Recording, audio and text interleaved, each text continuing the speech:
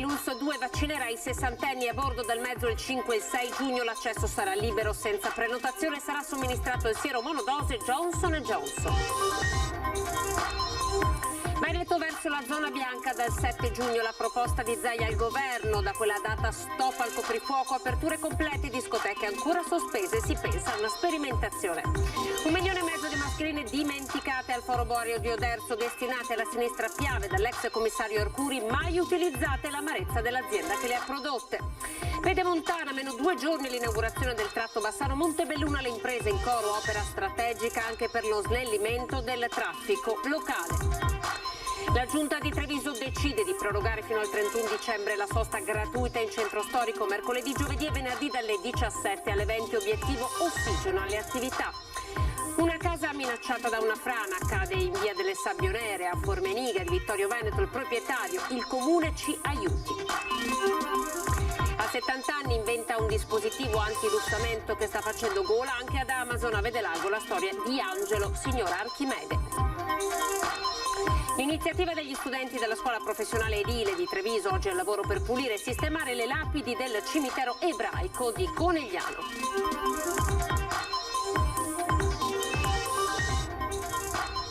Buonasera, ben ritrovati, l'informazione che racconta tutte le notizie della Marca trevigiana. Allora partiamo con i vaccini che il 5 e il 6 giugno nella Marca arriveranno direttamente in camper, nessuna prenotazione, accesso libero e lì davvero si potrà ottenere il siero salvavita. Il vaccino arriva in camper. Il fine settimana del 5 e 6 giugno l'ULSS 2 della Marca attiva una nuova modalità nella somministrazione delle dosi destinate ai sessantenni. Abbiamo voluto agevolare contemporaneamente anche tentare di aumentare la percentuale di vaccinati agli over 60 utilizzando un vaccino che è monodose, che sarebbe lo Janssen Johnson & Johnson. Il camper dell'ULSS sarà nelle piazze individuate con i sindaci di Oderzo, Conegliano, Vittorio Veneto, Castelfranco, Montebelluna e Treviso. L'accesso alla vaccinazione sarà libero e punta a far salire la percentuale di immunizzati tra i sessantenni, fascia d'età al momento ancora un po' indietro per adesione, e a dimostrare l'efficacia del vaccino sono i dati sull'andamento dei contagi nella Marca. Fascia over 80, 0 contagi. Questo fa capire l'over 80 è la fascia, dicevamo, con il 92% di copertura, quella più coperta. La dimostrazione è che oggi come oggi circa 300 contagi, ancora persone positive che ci sono nella nostra provincia, non c'è più un over 80. Sulle vaccinazioni l'ULSS 2 potrebbe accelerare ulteriormente se arrivassero più dosi, 50.000 a settimana il numero destinato alla provincia di Treviso, ma per i primi di giugno è annunciato un calo delle forniture. Ci dispiace perché eravamo già pronti ed attrezzati per fare una campagna vaccinale a 10.000 dosi al giorno, perché ci eravamo dati anche addirittura delle giornate dove arrivavamo a 12.000 perché stavano arrivando tanti vaccini. Il fatto che ci sia questa riduzione ci pone la condizione di aver aperto anche diversi spazi. Speriamo che comunque sia solo provvisoria questa riduzione e poi si torni naturalmente a quello promesso. Sul calo delle forniture è arrivata oggi la conferma anche del governatore Luca Zaia nel corso della conferenza stampa, poi ha parlato di zona bianca, ci arriveremo probabilmente a partire dal 7 di giugno, ecco il suo piano. Se confermeremo il parametro importante di essere sotto i 50 di incidenza su 100.000 abitanti, e dai dati che avete visto in questi giorni insomma ci siamo, è verosimile che si possa andare in zona bianca dal 7 di giugno. La curva dell'epidemia dei ricoveri continua a diminuire, il Veneto si avvia verso la zona bianca. Cosa esattamente ciò significherà è oggetto di discussione in conferenza delle regioni prima, con il governo poi. La proposta del Veneto, comunica Zaia, è netta sia sulle aperture che sul coprifuoco. Se arrivo in zona bianca che ho meno di 50 contagiati su 100.000 abitanti a settimana, vuol dire che i nostri cittadini potranno tornare alla normalità, sapendo che dovranno usare la mascherina, l'igiene delle mani, evitare gli assembramenti. Punto. È quello al quale puntiamo. La domanda fatidica che tutti ci fanno e mi fanno in queste ore, ma il coprifuoco è da cancellare. Niente coprifuoco, è tutto aperto nella auspicata zona bianca, tranne le discoteche vincolate al decreto del governo, anche se per queste attività il Veneto ha in mente una sperimentazione che intende sottoporre al CTS. Sperimentare per aprire di tutti, cioè sperimentare con 1, 2, 3 locali e fare un monitoraggio di quello che accade. Però vogliamo fare un progetto prima. Intanto continua la campagna vaccinale, anche se non al ritmo che si vorrebbe. Oggi sono arrivate 167.000 dosi Pfizer, lunedì 29.000 di Moderna e 10.000 di AstraZeneca. La fine di maggio e gli inizi di giugno dovevano essere la svolta sul fronte vaccini, ma rischia di non essere così. E nella settimana dal 10 al 16 giugno è annunciato un calo delle consegne. Ci hanno comunicato, appena arrivato, una diminuzione delle consegne dal 10 al 16, però non hanno specificato cosa. Erano previsti oltre 259.000 vaccini, quanti ne arriveranno non si sa e questo ovviamente rischia di costringere a cambiare in corsa il calendario vaccinale. 1,5 milioni di mascherine anti-Covid dimenticate all'ex Foro Boario di Oderzo. Erano destinate alla sinistra Piave dall'ex commissario Curui, non sono mai state utilizzate. L'amarezza ovviamente dell'azienda che le ha prodotte. Decine di bancali di mascherine destinate dall'allora commissario all'emergenza Covid Domenico Arcuri ai comuni della Sinistra Piave e mai utilizzate. Stipate al Foro Boario di Oderzo, area comunale, recintata ma con i cancelli spalancati, sotto le tettoie che fino a poco prima della pandemia ospitavano bestiame. La mia segnalazione è stata quasi casuale perché passeggiavo sull'Ardine domenica e quell'area in generale è un'area in disordine, insomma, dopo il cancello era aperto e quindi mi sono incuriosito e la cosa che è balzata agli occhi è questo enorme quantitativo di mascherine che sono lì depositate. Si tratta del primo modello realizzato dalla Grafica Veneta di Tre Baseleghe, azienda tra le prime a riconvertirsi alla produzione di mascherine quando, allo scoppio dell'emergenza, nei negozi era impossibile reperirle. Arcuri ne acquistò milioni, redistribuendole poi direttamente nei territori senza passare per la protezione civile regionale, così che questo lotto, quasi 1,5 milioni di pezzi, è rimasto qui. L'ipotesi è che sia stato consegnato tra la fine del 2020 e l'inizio del 2021. Forse fuori tempo massimo, tanto da non essere più reclamato da nessuno.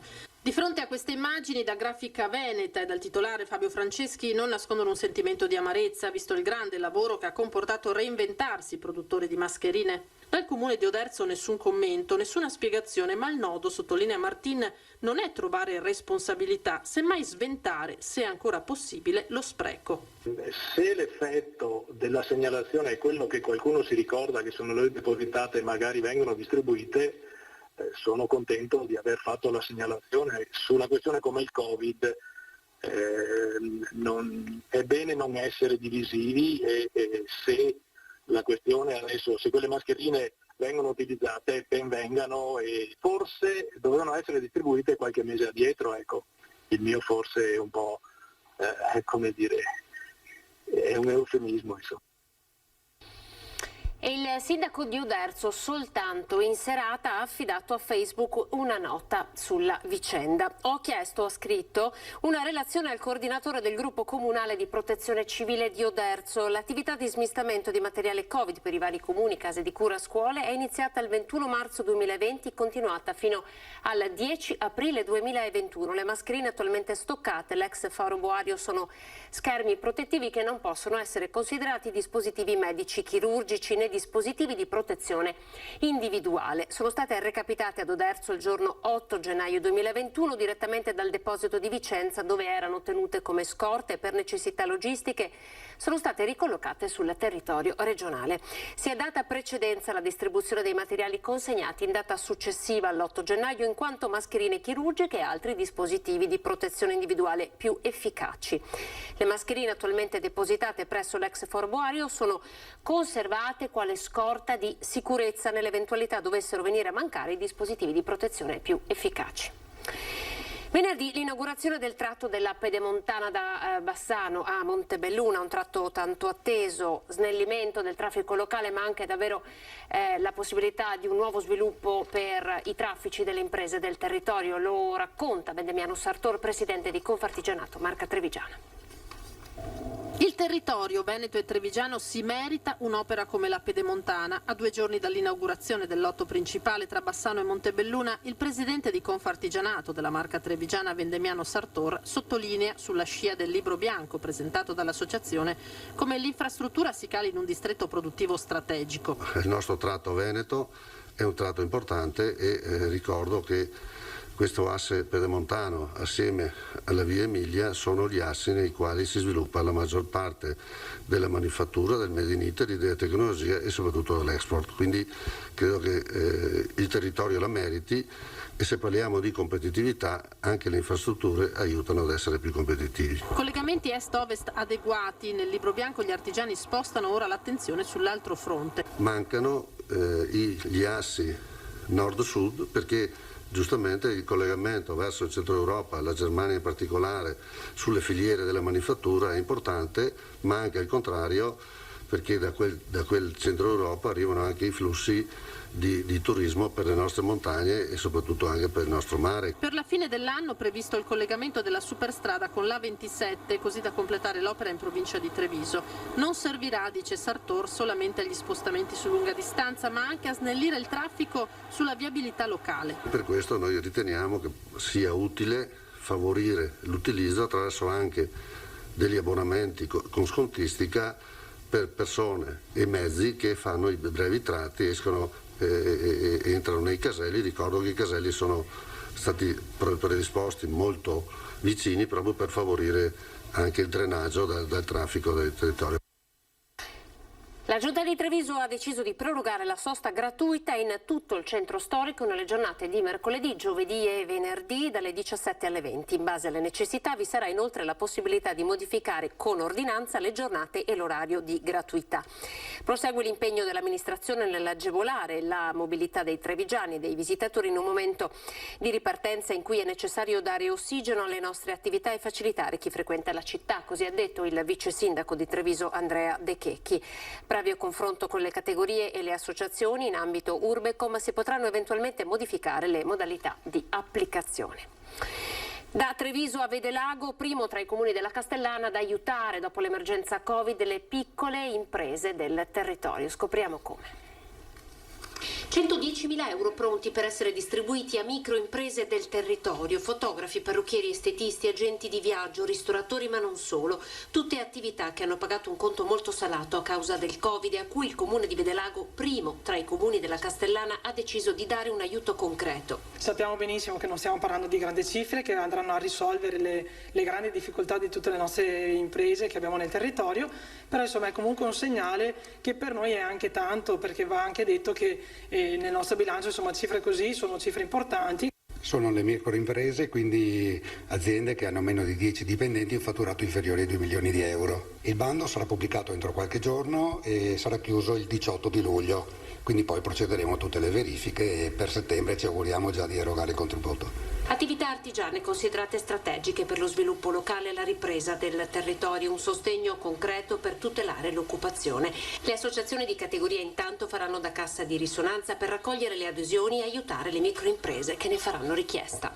Sono le imprese del commercio innanzitutto e le imprese che praticamente fanno anche sul discorso dei servizi e quant'altro. Il comparto casa ad esempio è in continuo sviluppo e in aumento, però chiaramente c'è sempre più difficoltà per quanto riguarda le norme burocratiche che ci stanno incombendo in maniera veramente importante. Siamo consapevoli che il Comune di Vedelago è il primo che si muove con questa nuova idea e che sia di stimolo anche agli altri comuni, Castelfranco compreso. Torna dal Regno Unito, patente da rifare per una 23enne trevigiana. È un caso destinato ad essere solo uno dei tanti da qui in avanti, perché se prima in possesso di una patente conseguita nel Regno Unito, una volta trasferiti, si poteva facilmente convertire il certificato britannico in quello italiano, ora non è più possibile.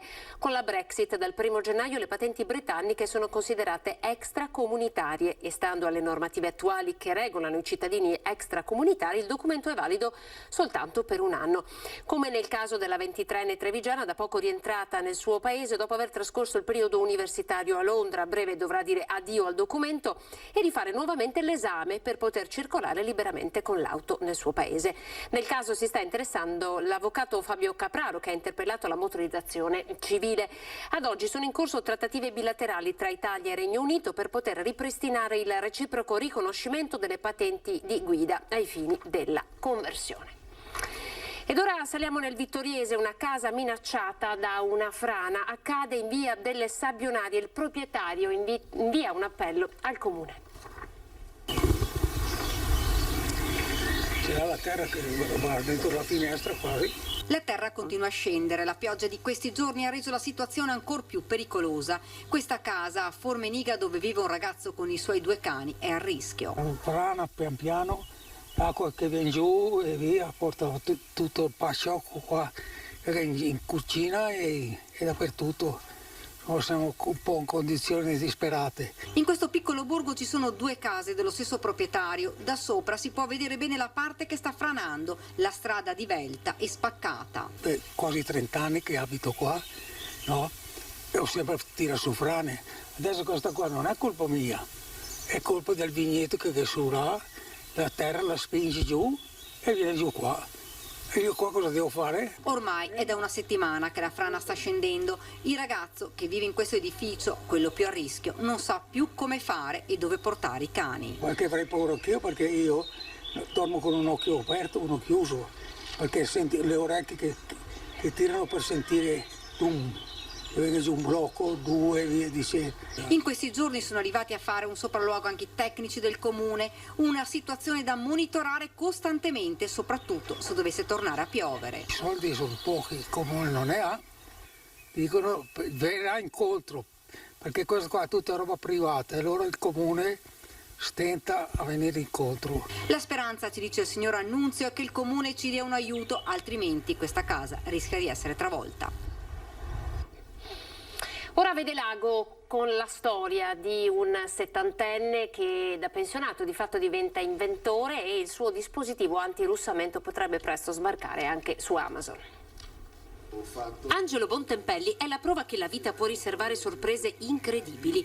Dopo un'esistenza passata nel settore metalmeccanico, 12 anni da sindacalista, poi nel sanitario, a 70 anni diventa imprenditore. Progetta un dilatatore nasale come rimedio per non russare, con un semplice filo d'acciaio armonico modellato con una candela. Ho trovato in un negozio di modellistica a Firenze, ho comprato delle verghe di vari spessori per trovare qual era lo spessore giusto che desse una spinta ma non che provocasse lacerazioni essendo troppo forte, e l'ho modellato. Una caduta da piccolo, i tanti interventi al setto nasale, Angelo continua a dormire male, così un giorno inizia a lavorarci. Dopo 2 anni e 8 prototipi nasce Per l'Aria. Riutilizzabile, senza volumi di ingombro e ottenere lo stesso effetto senza dover spendere continuamente. Per l'Aria è il nome di una cavalletta, però è stato scelto per l'assonanza del nome con la funzione che dovrebbe avere il dispositivo. Anna Maria, la moglie, 50 anni di matrimonio a febbraio, è la sua spalla e, come lui ama definirla, il suo direttore tecnico. È andato giù in garage e ho visto che il dialetto trafegava con i ferri. Poi ha fatto questo nasello, questo aggeggio all'inizio chiamato così e niente, l'ha cominciato a usare tutte le sere e sinceramente, cara signorina, non ho più un trattore di fianco. La signora mi ha sorvegliato e osservato e ha registrato. Dall'invenzione al business il passo è breve. Con il supporto del figlio tornato dal Messico arrivano la confezione, la brochure, il packaging. Il dispositivo potrebbe essere presto venduto anche su Amazon. L'eco della notizia dell'Archimede di Vedelago si è già sparsa e pare che stiano arrivando a fiotti gli ordinativi. Siamo diventati imprenditori ma non abbiamo ancora cominciato a vendere. Ma guai a montarsi la testa, per lui rimane la passione per la manualità e il suo orto. Andiamo a vedere un nuovo polmone verde nel Trevigiano, siamo nel quartiere San Pelaio. Questo è il parco a San Pelaio su cui esisterà il bosco urbano che ci viene donato dalla LI come compensazione per quello che è l'intervento del supermercato ex Marazzato, e avrà circa 130 piantumazioni, tutte autoctone come prevedono i protocolli internazionali, e soprattutto avrà un tipo di piante anallergiche, perché questo era anche lo scopo di questo parco. Pioppi, noccioli, frassini, peri, platani cresceranno in questo ampio spazio verde, tutte piante che non producono allergeni. Un'area in cui si potrà dunque respirare a polmoni aperti anche durante le stagioni primaverili, così difficili da gestire per chi soffre di allergie ai pollini. È l'investimento che Ali farà sul territorio di Treviso, nel quartiere di San Pelaio, in una sorta di gesto di ricompensazione ambientale per la costruzione di un parco commerciale nell'area dell'ex Marazzato. Un vero e proprio intervento di riqualificazione ambientale e forestazione urbana che l'amministrazione comunale ha voluto presentare questa mattina. L'area di via Gramsci ha una superficie di 7.300 metri quadrati e sarà attraversata da una nuova pista ciclabile. Per 2 anni la manutenzione di questo parco pubblico sarà in capo ad Ali, poi la gestione ordinaria del verde passerà in mano a Contarina. Un piccolo bosco urbano, il quinto realizzato da Ali, che fino ad oggi ha piantato in tutto il Veneto 30.000 alberi. Andiamo in pubblicità.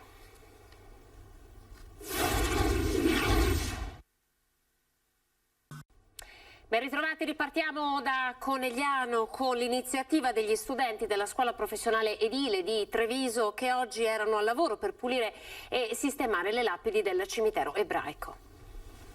La comunità ebraica e il cimitero.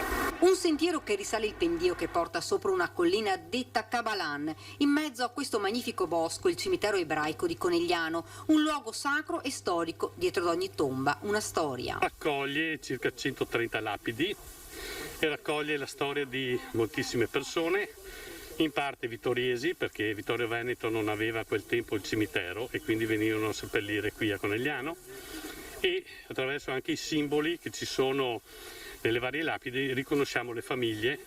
Il Coneglian, che era la famiglia ebraica della città, aveva uno scoiattolo seduto su un cuscino che ne rappresenta appunto la famiglia. Ed oggi sono gli studenti della scuola professionale edile di Treviso a dare una mano pulendo con spazzolini e stracci le lapidi. 22 ragazzi di seconda, 3 giorni di lavoro. Stiamo pulendo le lapidi e cercare di rendere più visibile possibile i particolari sulle lapidi e mostrare anche alle persone che vengono a visitare questo posto il significato di un posto così. Noi ci veniamo a pulire, però è difficile pulire perché dopo un paio di anni che non si pulisce la roba, diciamo, va sempre più difficile pulire. È un po'... Cosa usate? Spazzolini, spugne e uno spruzzino per spruzzare l'acqua. Mi piace pulire le tombe per far vedere alla gente quello che c'è scritto e far vedere un posto migliore. Con loro un professore, un tutor che controlla il lavoro degli studenti. Questo per loro è un po' una palestra, un campo, per noi è invece un'ottima occasione per riportare la pietra ad essere ancora viva e ancora che parli del suo passato. È stato inoltre pubblicato un libro che racchiude la storia di questo cimitero. Non solo i soccorritori di Marta Novello, ieri a Mogliano diplomi di benemerenza civica per altri illustri cittadini, li conosciamo. Solo il mio dovere da cittadino, anche se non sono di Mogliano, comunque dovrebbero farlo tutti. Ringrazio il sindaco e speriamo che Marta si riprenda il meglio possibile. Gente di poche parole ma di grandi gesti, i 2 operai che hanno salvato Marta Novello dal suo aggressore e probabilmente da morte certa. Per questo Mogliano ha voluto premiarli con 2 targhe speciali all'interno della cerimonia di consegna delle benemerenze civiche che si è tenuta nel centro civico della città. 5 i cittadini che hanno ricevuto le benemerenze dal sindaco Davide Bortolato per altrettante sezioni. A Giancarlo Bonotto il diploma per l'impegno nello sport con l'Unione Ciclisti Mogliano. In ambito culturale il riconoscimento è stato per Aldo Secco, mentre per il sociale a Maria Teresa Pozzobon. Impegno politico ultratrentennale riconosciuto a Mario Merigliano per la sua esperienza iniziata dai quartieri per arrivare al ruolo di assessore in comune. Ma forse il riconoscimento più sentito è stato per Alessandrina Tamburini, fondatrice dello storico collorificio San Marco ed ora presidente onorario. È stata una delle prime donne laureate in economia a Ca' Foscari e manager aziendale. Il 1° marzo ha compiuto 100 anni. Io non mi sono mai posta il problema, sono una donna, sono un uomo. È un problema che sentivo di dover esporre e risolvere e dipende molto anche dai collaboratori. Per questo non crede che il ruolo delle donne nel lavoro passi dal cambio di una vocale. Cosa ne pensa lei di questa cosa per cui, ad esempio, non so, una donna avvocato deve essere chiamata avvocata? Ha un senso? No, proprio attualmente poi non è indifferente essere di sesso così o di sesso colà. Per la signora Alessandrina c'è un elisir di lunga vita. Ho cercato di fare del mio meglio quello che potevo secondo l'età che avevo. Insomma, il segreto è fare quello che si vuol fare? Sì, e ci vuole la volontà. Apriamo ora la pagina del Bellunese.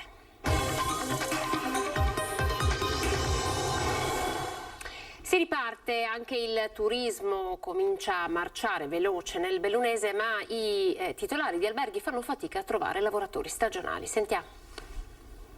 Piano piano la montagna sta recuperando, non dico quello che ha perso quest'inverno, ma le prospettive per l'estate, perlomeno per luglio-agosto, sono relativamente buone. Anche sulla montagna bellunese il turismo comincia a ripartire, stanno arrivando parecchie prenotazioni soprattutto per i mesi clou dell'estate.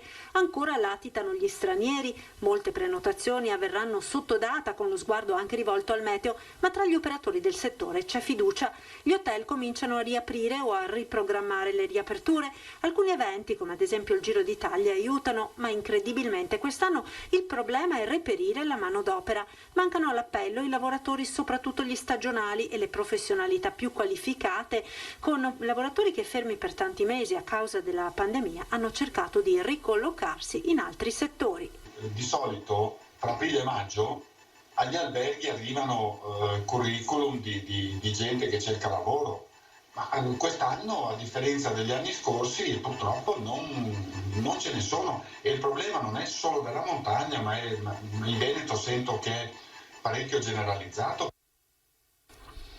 Atterrano a 20 secondi l'uno dall'altro. Lo spettacolo ha avuto come epicentro l'aeroporto di Belluno, ma la visione dei paracadutisti che si lanciavano dall'elicottero era visibile anche da molto lontano. Ve lo facciamo vedere.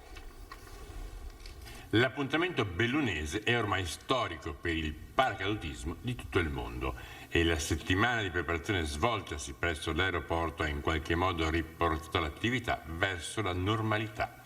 La gara internazionale, che ogni anno si svolgeva ad agosto, l'anno scorso aveva finito con lo scivolare addirittura ad ottobre. Come tradizione abbiamo programmato per la fine di luglio la gara, quella che di solito facevamo ad agosto. L'abbiamo dovuta spostare di un paio di settimane proprio perché nel frattempo, a metà di agosto, ci sono i mondiali in Siberia. Ancora una volta a Belluno, in preparazione, sono arrivati atleti da tutto il mondo, dalla nazionale Qatar alle squadre di esercito e carabinieri, ma anche atleti che emozionano per chi ha oltre 80 anni, come fa un olandese che a Belluno viene da almeno 30, fanno ancora risultati di precisione di assoluto livello. Questa è una gara in pratica che viene riconosciuta da tutti quanti, da tutto il mondo, la più bella in assoluto a livello mondiale. Queste immagini chiudono questa edizione del nostro notiziario. Grazie per essere stati in nostra compagnia. Ora le previsioni del tempo. Arrivederci.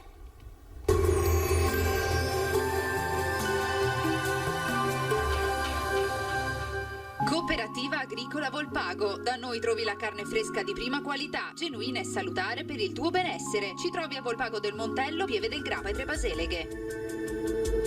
Benvenuti al meteo. Prevale ancora l'alta pressione sull'Italia, dunque anche sul nostro territorio la giornata di giovedì 27 maggio sarà caratterizzata dal bel tempo. Vediamo dunque il dettaglio. Sul Veneto sole prevalente, tuttavia in alcuni momenti non si escludono locali annuvolamenti. In montagna al pomeriggio sarà possibile anche qualche occasionale temporale che localmente potrebbe riguardare anche le aree di pianura limitrofe. Temperature stazionarie minime tra 6 e 13 gradi, valori massimi compresi invece tra i 21 e i 25 gradi. Ci spostiamo ora sul Friuli Venezia Giulia, dove sarà soleggiato, tuttavia nelle ore pomeridiane sarà possibile qualche acquazzone sui rilievi. Temperature minime tra 8 e 12 gradi, massime sui 21-24 gradi. Infine, poche novità sul Trentino Alto Adige, tanto sole inizialmente, ma anche in questo caso a seguire non si esclude qualche rovescio. Temperature minime intorno ai 7-8 gradi, massime sui 24 gradi all'incirca. Dal meteo di Antena 3 per ora è tutto, grazie per l'attenzione, arrivederci.